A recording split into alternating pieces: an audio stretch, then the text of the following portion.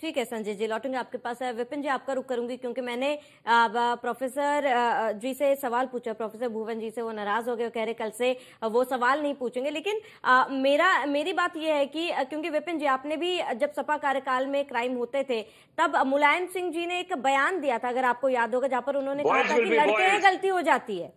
Boy वो देखिए, वो तो कोई भूल ही नहीं सकता। वो बिल्कुल, कानों में एक आज बहुत भी बड़ा, गूंज रहे जहां हैं, सपा के मुखिया इस तरीके के लड़के बयान दे रहे हैं, लड़के। और आज के अगर उत्तर प्रदेश की तस्वीरें देखें, जाहिर सी बात है तुलना करना तो बनता है।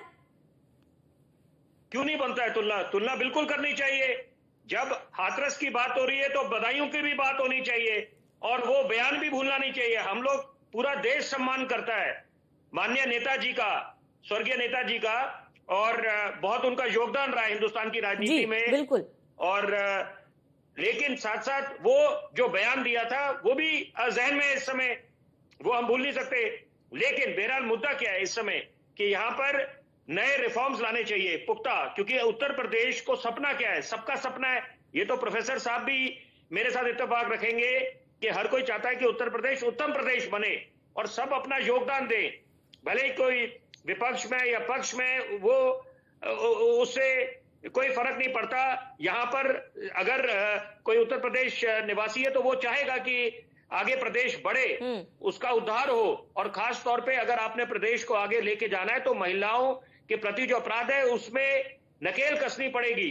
बिल्कुल, महिलाओं के प्रति अपराध की बात आपने विपिन जी कही है। मैं एक बार बड़ी जरूरी बात चाहता हूं आपके दर्शकों तक पहुंचे, कि फास्ट ट्रैक कोर्ट्स बनने चाहिए, कि ताकि ऐसे ना हो कि जो कहावत बनी हुई है लीगल पार्लेंस में कि justice delayed is justice denied, कि अगर आपको न्याय बड़ा विलंब करके मिले, देर से मिले, तो उस न्याय का क्या फायदा।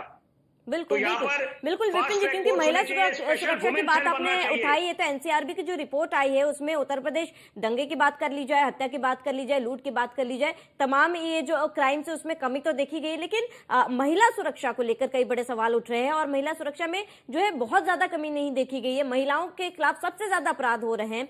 ऐसे में क्या कुछ अन्य कदम भी जरूरी है उठाना योगी सरकार की तरफ से महिला सुरक्षा के लिए? ये सवाल आप मेरे से पूछ रहे हैं?